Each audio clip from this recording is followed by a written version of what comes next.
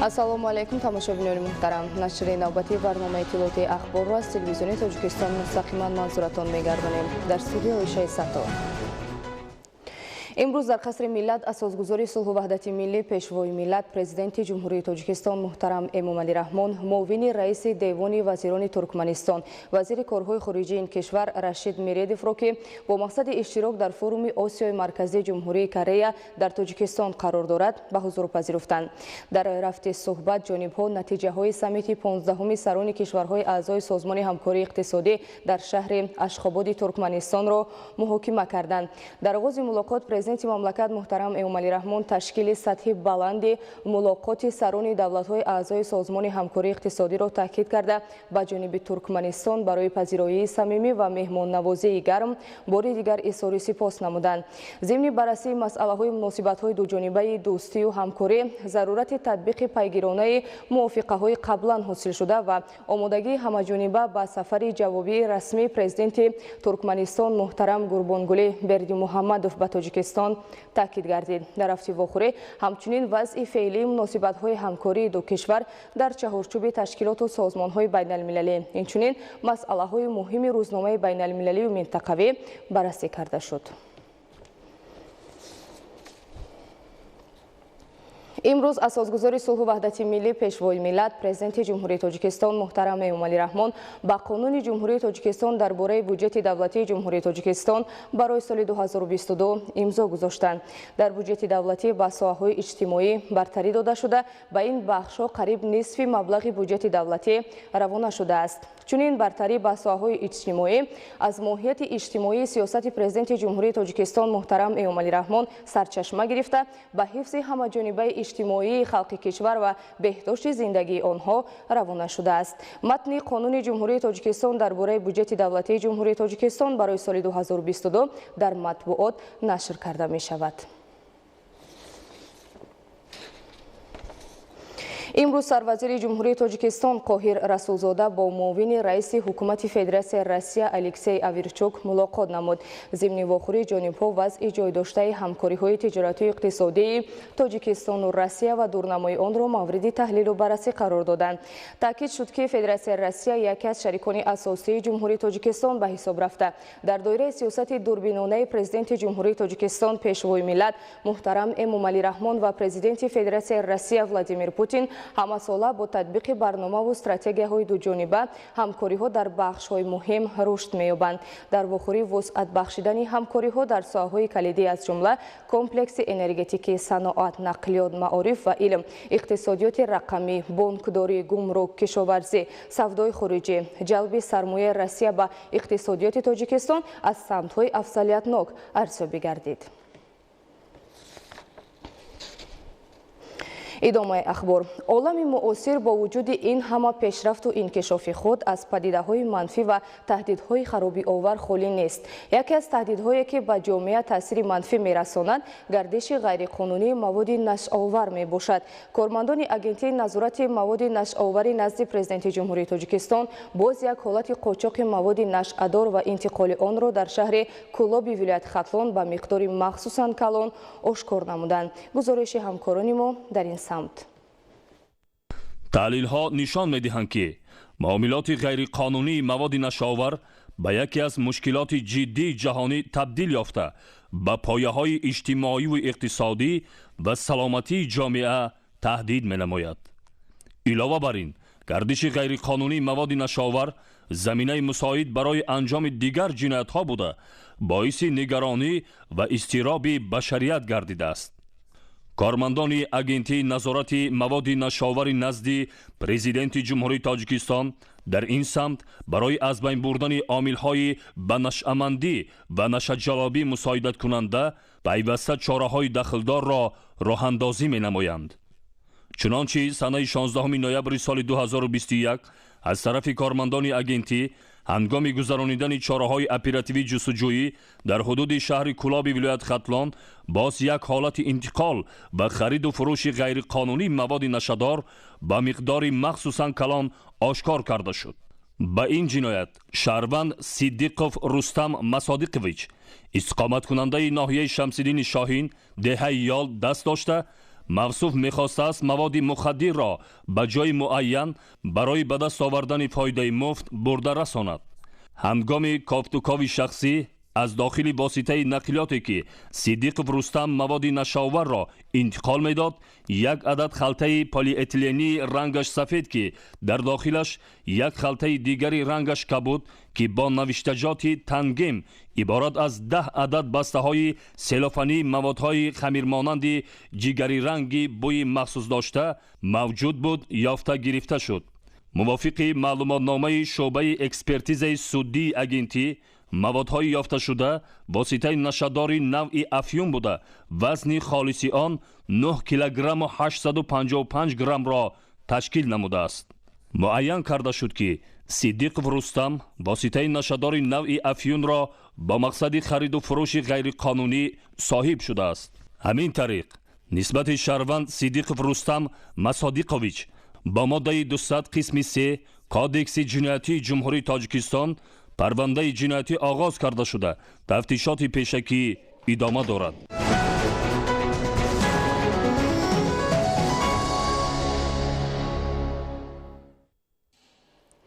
иммунизатсия ва иҷрои ҳатмии чораҳои беҳдоштӣ аз роҳу омилҳои асосии таъмини амнияти санитарию эпидемиологии аҳолӣ ва пешгирии паҳншавии коронавирус мебошад. дар вилояти Суғд барои гузарондани иммунизатсия шароит муҳайё гардида ин тадбир тақвият бахшида мешавад. гузориши Равзали Раҳмон ва Илёси Бобоҷон. дар шаҳру ноҳияҳои вилояти Суғд дар асоси қарори ҳукумати ҷумҳурӣ дар бораи гузарондани иммунизатсия бар зидди бемории COVID-19 иммунизатсия ташкил ва гузаронида мешавад. аз моҳи апрел то ин давраи соли равон ба шаҳру ноҳияҳои вилояти Суғд ба миқдори лозима 5 намуди ваксина ворид шудааст. мувофиқи маълумоти раёсати тандурустии вилояти Суғд, ваксинаҳо ба шумораи аҳолии гурӯҳи мақсадноки эмгиранда басанда буда дар 18 шаҳру ноҳияи вилоят ба марказҳои саломатӣ дастрас гардиданд. طبق معلومات در ولایت سوخت 1,723,160 نفر ساکنان از 18 سال بالا به گروه مقصدناک ایمونیزاسیا وارد میشوند. در همه مرکزهای سلامتی و بنگاه‌های طبی شهر و ناحیه‌های ولایت حجره‌های علاهده واکسینه گذرانی تأسیس داده مجهز گردانده شده‌اند. در ولایت سوخت در دوره تیاری و گذراندن ایمونیزاسیا ستاد ولایتی تشکیل و ایمونیزاسیا از جانب مؤسسه‌های کمک اولیه طبی سانیتری گذرانده می‌شود و این کار طبیبان و همشیره‌های شفقت دارای سرتیفیکات جلب گردیدند. در 6 مرکز سلامتی شهر خوجند برای امگذرانی همه شرایط‌ها مهیا کرده شده، همچنین کارمندان طبی عائلوی گردش خانه به خانه را عملی می‌نمایند. همه روزه از طرف شهروندان برای گرفتن واکسن آماده ایستاده‌اند که مقدار واکسن ها به همه شهروندان بسنده است. زیاده از 14,000 گروه مقصدناکی که با واکسن احاطه شدنش در کار ما جدا کردیم. عین حال از همین تعداد عمومی 57% اهالی با واکسیناسیون احاطه شدند. همه روزه از طرف مرکز تا 150 100 کس، بعضی روزها تا 200 کس با واکسن احاطه میشوند. همه کارمندان مرکز با گردشی خانه به خانه بند می باشند که کارهای تشویقاتی و ترغیباتی میبرند. در شهر و ناحیه‌های ولایت سوخت در اساس نقشه‌های استاد ولایتی بهره فراگیری پروژه گروه مقصدناک اهالی با ایمونیزاسیا با جلب متخصصان ساحه مرکز تشکیل طرز حیات سالم در ولایت سوخت کارهای فهماندهی را تقویت میبخشد. ملاقات‌ها در کارخانه مؤسسه‌ها و کمیته محله‌ها و برگزاری چاره‌بینی‌های ترغیباتی از چنین تدبیرهایند. ریاست تندرستی مرکز تشکیل طرز حیات سالم در ولایت سوخت چنین چاره‌بینی نوبتی را در ترمینال مسافرکشانی شهر خوجند دایر نمودند. امروز یگانه راه نجات از بیماری کرونا این گرفتن واکسن می باشد و ما همیشه که به مردم میگوییم که اون گپو کلوچه هایی که در بین مردم هست باید باور نکنند. امروز واکسن به ارگانیسم انسان یگان خیلی ضرر ندارد. برعکس هر نفری که واکسن نمیگیرد آنها بیمار نمیشوند. ریاست تندرستی ولایت سوخت در ترمینال مسافرکشانی شهر خوجند نقطه علاوگی امگذرانی تأسیس داد و در این نقطه طبیبان و همشیره‌های شفقت دارای سرتیفیکات برای معاینه طبی و امگذرانی اهالی خدمت می‌رسانند. این از تدبیرهای آسان و دسترس نمودن امگذرانی به ساکنان خصوصا مسافران میباشد. تشکیل کار با ما مساعدت می‌نماید که شماره بیشتری اهالی با ایمونیزاسیا فرا گرفته شود و همزمان شهروندان درک می‌نمایند که گرفتن واکسن سطح گرفتاری، پهنشوی و انتقال بیماری کووید 19 را کاهش می‌دهد.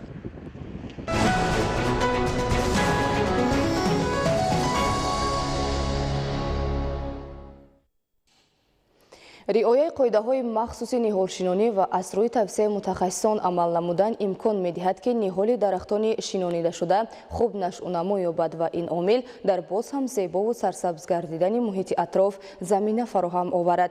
Бо чунин мақсад имрӯз дар кӯчаву хиёбонҳои шаҳри Душанбе бо тавсеяи мутахассисон тариқи ҳашари дастаҷамъона ниҳолҳои ҳамешасабзу сояафкан шинонида шуд.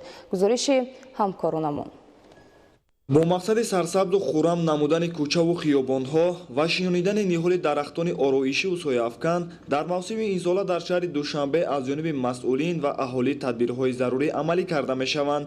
имрӯз тариқи ҳашари дастаҷамъона сокинони маҳаллаи Чимтепаи ноҳияи Фирдавсӣ ба ҳашари ниҳолшинонӣ ва сабзу хуррамкунии маҳалли зисти худ баромада дар кӯчаву хиёбон ниҳоли дарахтони ороишиву мевадиҳанда ва ҳамзамон гулҳои ҳаррангаи мавсимӣ шинонида бо ин васила дар зебо намудани ноҳия саҳми арзандаи худро гузоштанд. дар сурати риоя кардани қоидаҳои махсуси ниҳолшинонӣ аз як ҷониб ниҳоли шинонидашуда хуб нашъу намо ёбад, аз тарафи дигар ҳусни мавзеи интихоб гардида зебову дилрабо хоҳад шуд. гуфта мешавад ки сокинони ноҳияи Фирдавсӣ дар вақти шинонидани ниҳол ва гулу буттаҳо аз рӯи тавсияи мутахассисон амал мекунанд. имрӯз аз ҷониби масъулони соҳа қитъаи гулу ниҳолпарварӣ ташкил карда шудааст ки ниҳолҳои гуногун ва гулҳои ҳаррангаи ороишӣ парвариш карда мешавад. риояи қоидаҳои махсуси ниҳолшинонӣ ва аз рӯи тавсияи мутахассисон амал намудан имкон медиҳад ки ниҳоли дарахтони шинонидашуда хуб нашъунамо ёбад ва ин омил дар боз ҳам зебову сарсабз гардидани муҳити атроф замина фароҳам меоварад. кишоварзони шаҳри Ваҳдат бо истифода аз техникаҳои кишоварзӣ то имрӯз дар майдони 4500 гектар кишти ғалладонагӣ ва дар майдони 231 гектар сабзавот аз ҷумла пиёз ва сирпиёз кишт намуданд. шудгори хушсифати тирамоҳӣ бо истифода аз техникаҳо бо вусъат идома дорад. гузориш дар ин хусус. шудгори хушсифати заминҳои коран ва таъмини дурнамои кишти тирамоҳӣ дар шаҳри Ваҳдат бо истифода аз техникаю таҷҳизоти кишоварзӣ бо вусъат идома дорад. шудгори хушсифату саривақтӣ омили асосии рӯёндани ҳосили дилхоҳи зироатҳои гуногун ва боис ба баланд гардидани ҳосили ғалладонагӣ аз ҷумла гандум мегардад. майдони умумии заминҳо 13935 гектар ва аз ин наздик ба 10200 гектар замини обӣ ва 3747 гектар заминҳои лалмиро ташкил медиҳад. тибқи дурнамо дар маъракаи шудгор ва кишти тирамоҳии соли равон саҳмдорону кишоварзони шаҳри Ваҳдат бояд майдони 5307 гектар заминҳои корамро шудгор ва дар майдони 4727 гектар кишти тирамоҳӣ гузаронанд. то имрӯз бо истифода аз техникаҳои гуногун тамға деҳқонон дар майдони 4450 гектар кишти тирамоҳии гандумро ба сомон расониданд. ҳар сол мо тухми сарвар маскиш 86 ҳамин тухмро